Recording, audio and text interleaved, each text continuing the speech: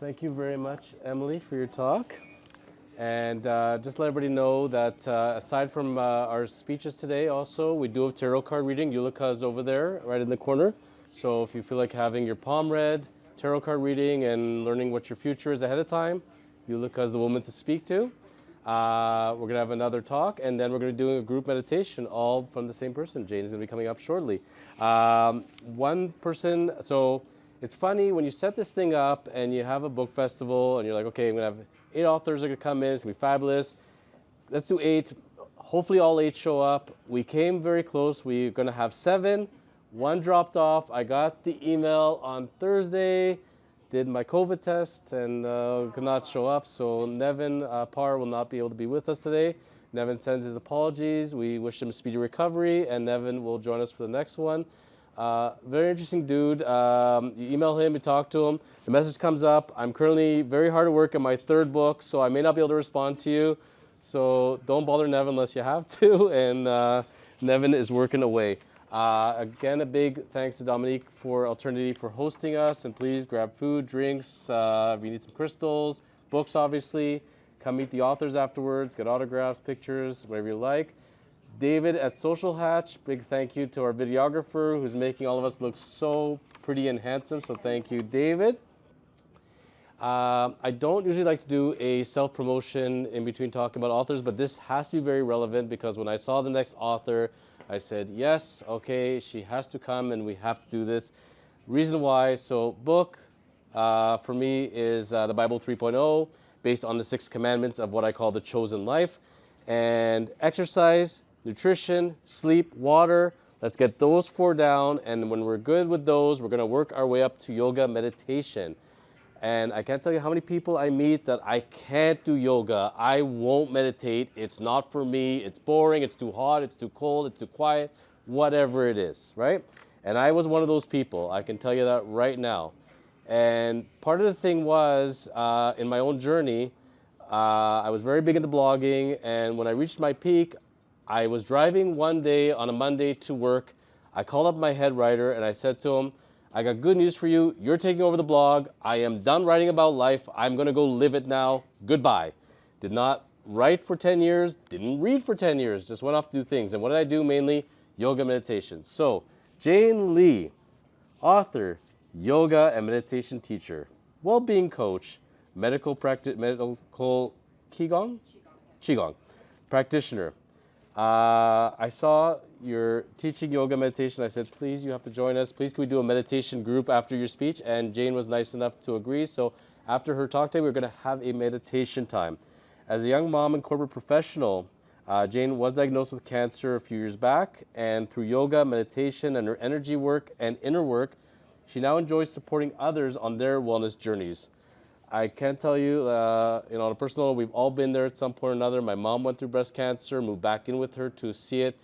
And there are people that give up on life and other people saying, I'm going to thrive. I'm not going to let this get me down and I'm going to be better than ever. So Jane helps people like my mom out there, and her goal is to connect with your inner peace. Very active on social media, pureleejane.com. Make sure to check it out. You're doing so much good work in the world and love to meet you, which we are today, and ready to hear your story. So, Jane Lee, everyone. Thank you so much, Jonathan. Can you hear me? Do I need to turn this on? I think it's on. You can hear it? Okay.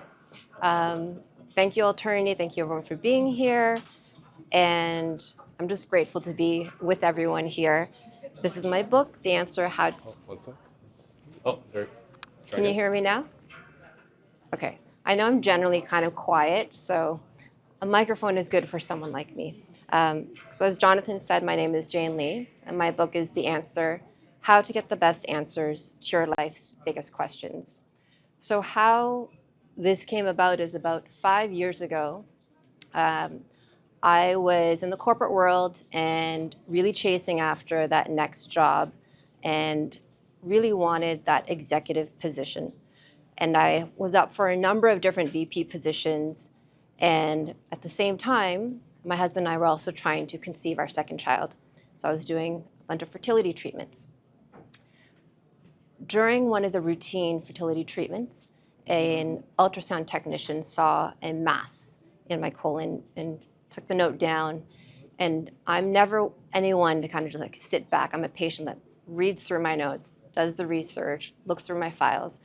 And so long story short, my doctor said, it's probably endometriosis. It's probably wrapped around your colon. It's fine. We're just going to do a procedure to laparoscopy it off before you have your next round of IVF. A whole bunch of scientific words that, anyway, the point is, I went in thinking I was just going to have a colonoscopy just to get ready to have my next IVF to try to conceive a second child.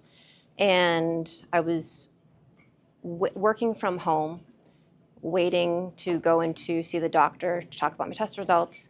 And I got a call abruptly from the hospital saying, is this Jane? We need to schedule your CT scan like in 2 days and blah, blah, blah.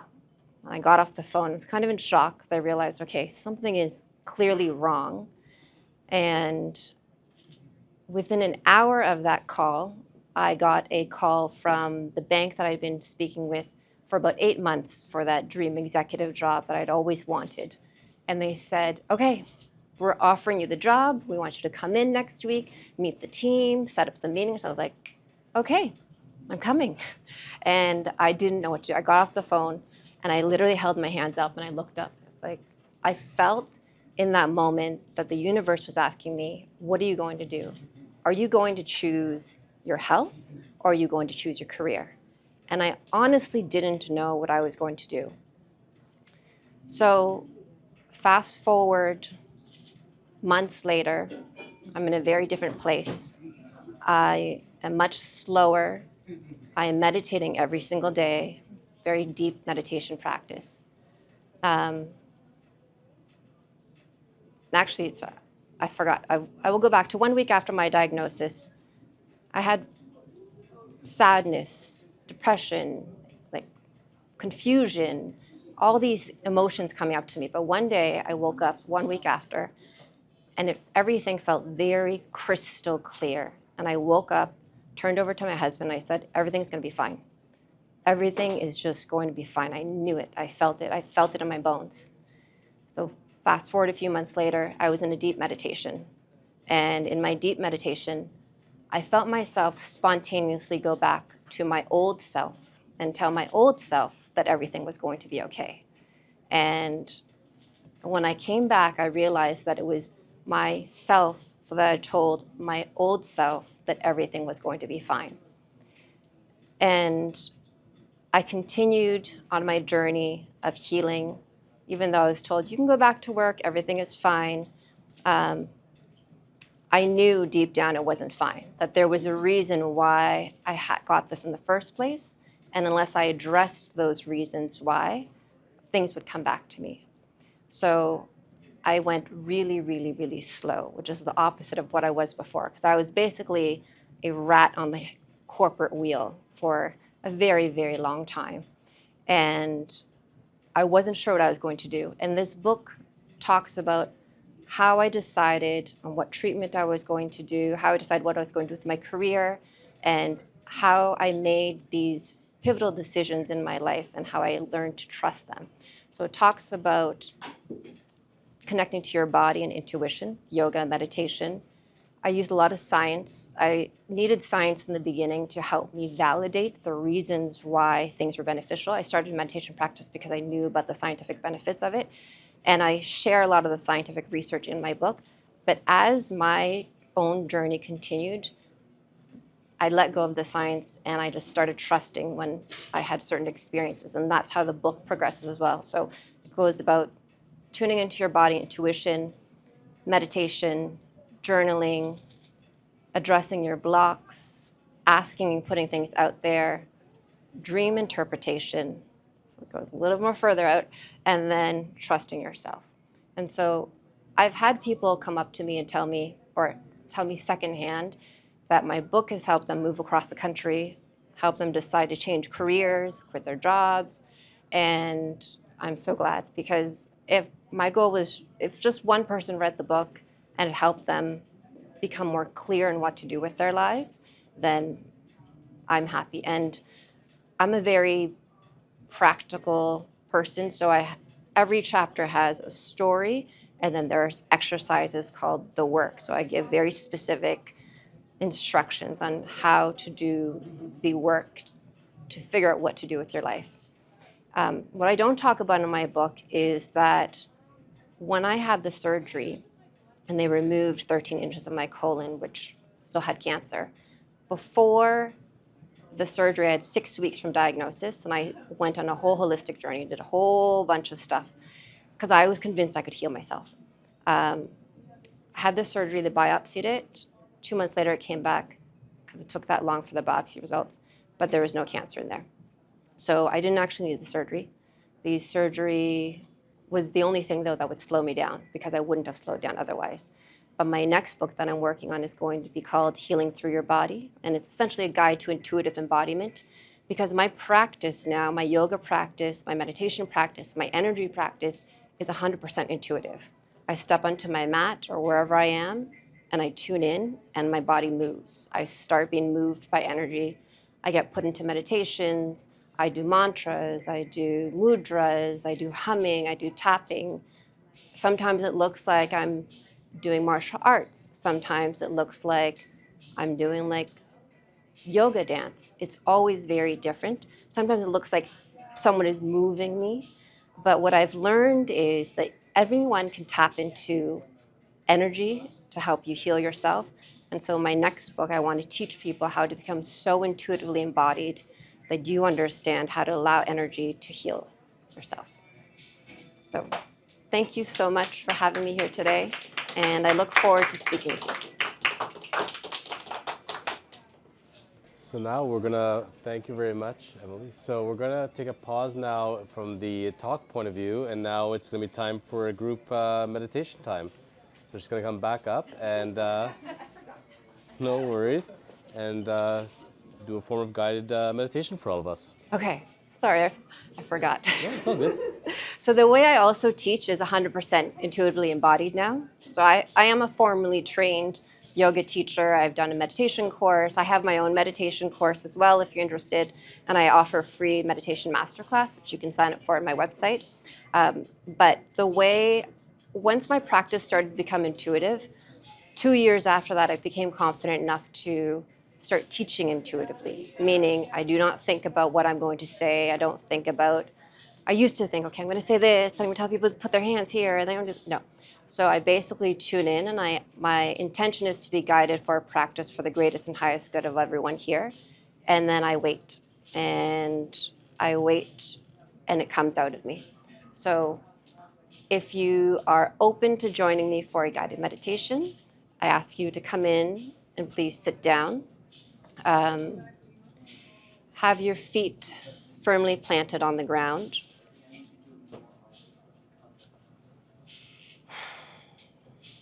And you can close your eyes, or you can simply look down towards your nose in a soft gaze or the floor. And bring your awareness now to your chest and your heart chakra, the space in the very center of your chest, behind your breastbone, in front of your spine. And bringing your awareness here. Try to soften and relax this space.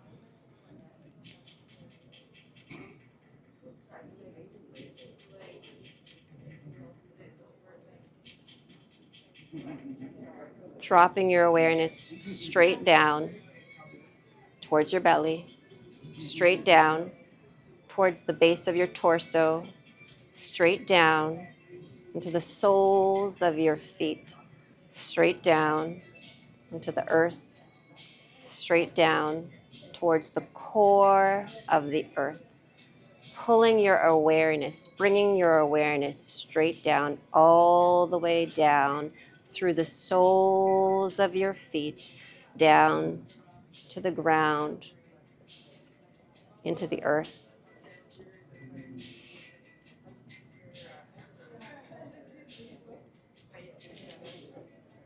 And on your next inhale, picture, feel, imagine pulling energy up through the core of the earth, pulling up, energy up, energy pulling up into the soles of your feet, moving up through your legs, past your kneecaps, pooling in front of your tailbone, pooling at your root chakra,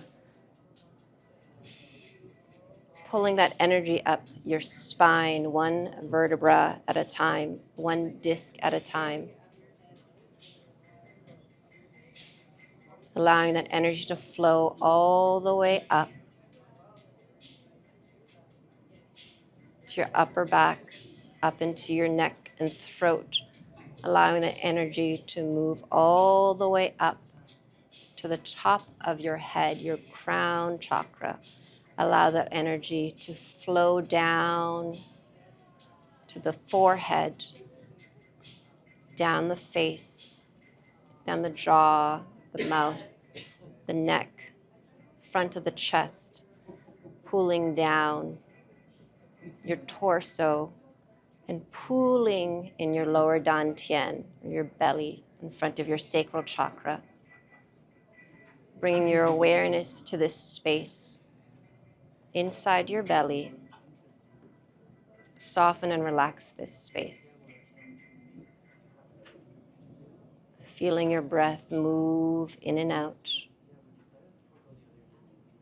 Trying to let go of any tension or tightness here.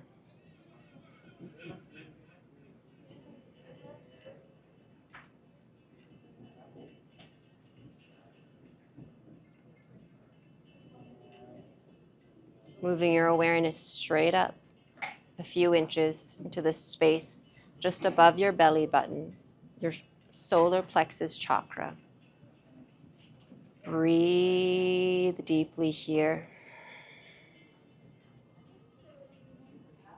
Feeling your rib cage expand on both sides on your inhale. And gently contract on your exhale.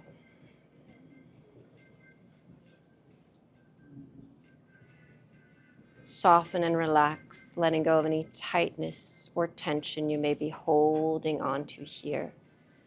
Pulling your awareness up a couple of inches into your heart chakra, the space in the center of your chest. Relax this space, soften, allowing it to open if that makes sense for you.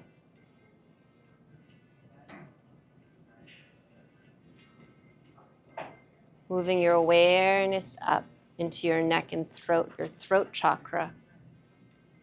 Soften and relax this space.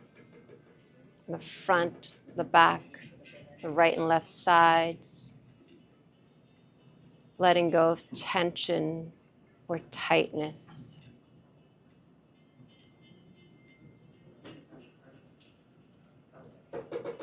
Moving your awareness up, soften and relax your jaw. Relaxing the back of your head where the top of your neck meets the base of your skull. Relaxing the space behind your eyes. With your eyes closed, looking up towards the center of your forehead and placing your attention here in your third eye chakra. Softening and relax your eyebrows, your eyelids, your temples. Placing your awareness on this space inside your head, between your eyebrows. Moving your awareness up to the space at the very top of your head, your crown chakra. The space resting at the very top of your head. Moving your awareness up to your 8th chakra, the space above your head, floating above you. Placing your attention in the empty space above your head where you are now. Moving your awareness up, inch by inch, foot by foot, meter by meter. Bring your awareness straight up, straight out of the building. Bring your awareness up towards the sky, towards the clouds, moving your awareness up to the Earth's atmosphere, moving your awareness up faster and faster into the dark, empty space. Bring your awareness up to where the sun, the moon, the stars are, and allowing the energy from the sun, the moon, the stars to pool down, to flow straight back down, like a funnel, allowing the energy to pool straight back down, coming back down through the clouds, through the Earth's atmosphere, coming straight back down through the ceiling, coming straight back down to the space above your head, coming straight back down to your crown chakra, down to your third eye chakra inside your head, down to your throat chakra inside your neck and throat, down to your heart chakra in the center of your chest, down to your solar plexus chakra inside your torso, inside your rib cage, down into your sacral chakra in the soft part of your belly, down into your root chakra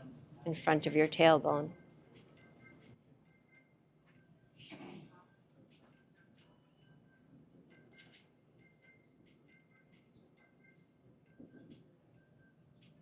And release.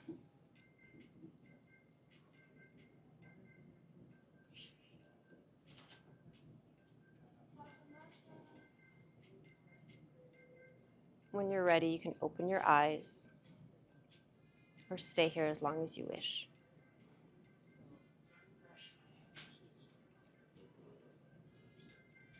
Thank you.